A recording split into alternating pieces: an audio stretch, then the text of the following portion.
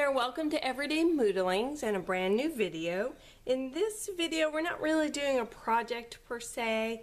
We are looking at various pencils and other color mediums, and I want to just kind of talk about each one, so it's really more of a informational tutorial kind of thing about what these pencils are and what they can do.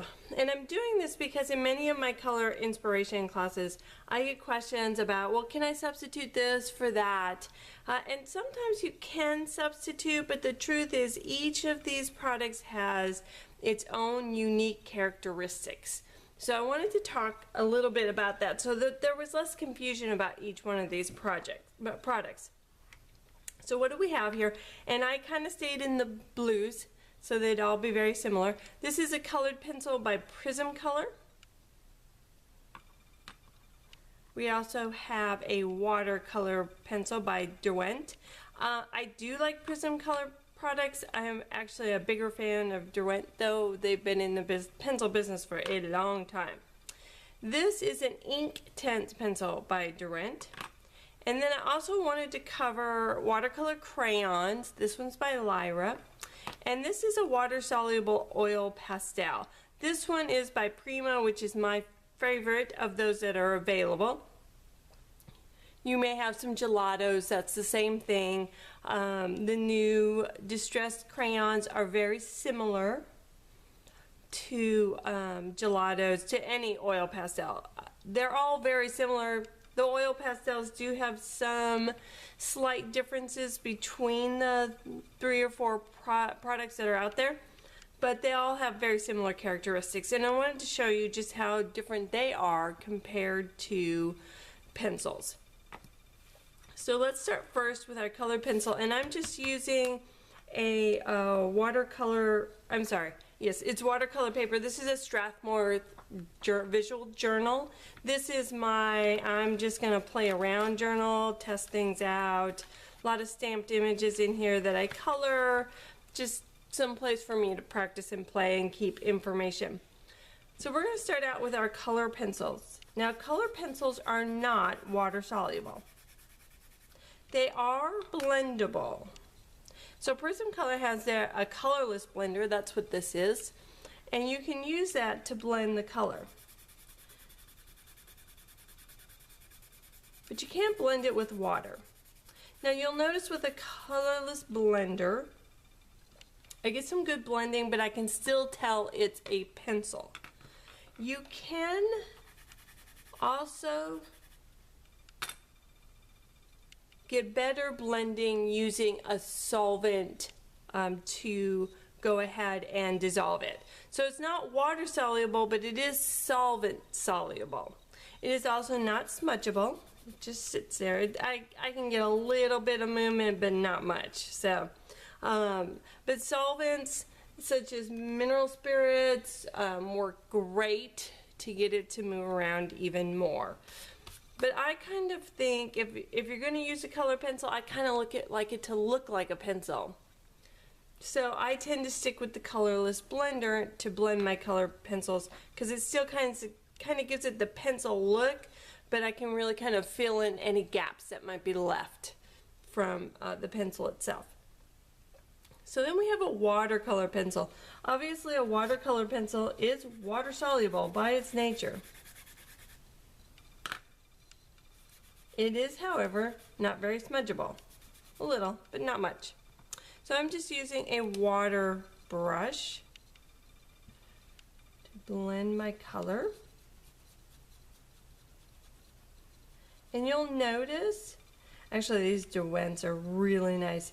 I get a lot of pigment movement there.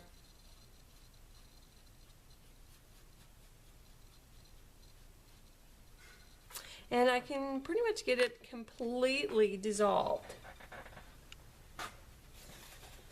which is important in a water-soluble product. Some of them don't dissolve as well as others, so kind of want to make sure that you get one that dissolves really nicely. So then we have Inktense pencils, which are actually one of my favorite. A lot of people can confuse these with watercolor pencils. They are not watercolor pencils. They are a water-soluble ink.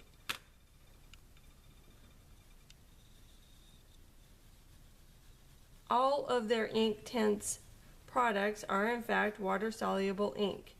And how they move around on the paper is just a little different. They dissolve very nicely still, but they have less workability time than a true watercolor pencil, and they set more permanently. For watercolor pencils, I can come back even after this is dried, add more water, and still get some nice movement. I might end up with some hard edges, but with the Inktense pencil, once it dries, I wouldn't say it's totally permanent, but it's much more permanent than watercolor pencils. Also, don't get quite as much pigment movement. As soon as I added water to this watercolor pencil, it was almost like it made like a little paste for me. So where this one just doesn't have that effect. I love Inktense pencils for their vibrancy, and they're great for coloring and highlighting because I can add there's not as much movement on the pigment, so you can really kind of get it to stay where you want it to a little bit better than I can watercolor pencils, and that kind of allows me to create some interesting effects with that. But I would say Inktense are one of my all-time favorite products to work with. So then we have a watercolor crayon, and this is exactly what it sounds like.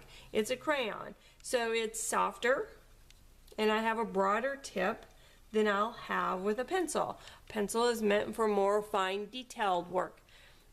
Great for coloring in images, not great for doing backgrounds.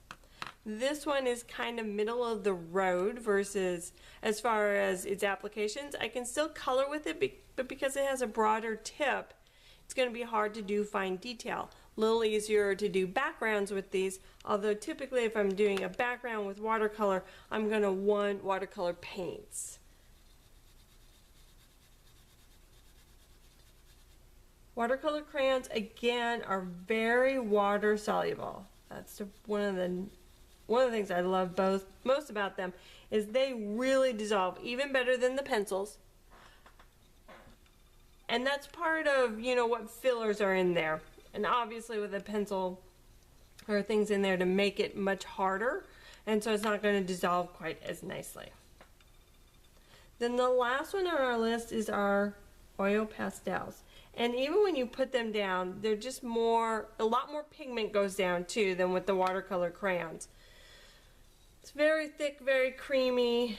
Out of all these on here, these are the ones that are truly dry blendable, which I think is a very wonderful characteristic of oil pastels.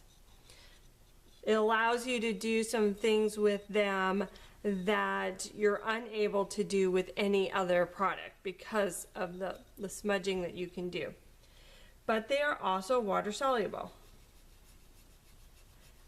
And because of all that pigment that I put down, you can really get some nice movement with that color.